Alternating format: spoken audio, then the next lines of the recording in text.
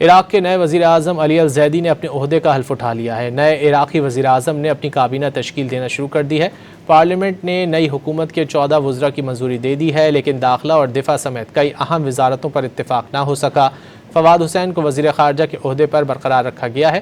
Parliament اجلاس کے دوران وزیر داخلہ کے نامزد امیدوار کی منظوری پر اعتراض کے باعث اراکین کے درمیان شدید گرما گرمی بھی ہوئی۔ عراق کے نئے وزیر اعظم علی الزیدی نے اپنے عہدے کا حلف اٹھا لیا ہے۔ نئے عراقی وزیر اعظم نے اپنی کابینہ تشکیل دینا شروع کر دی ہے۔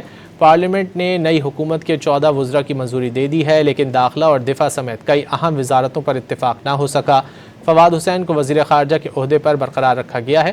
پارلیمنٹ اجلاس کے دوران وزیر داخلہ کے نامزد امیدوار کی منظوری پر اعتراض کے باعث اراکین کے درمیان شدید گرما گرمی بھی ہوئی۔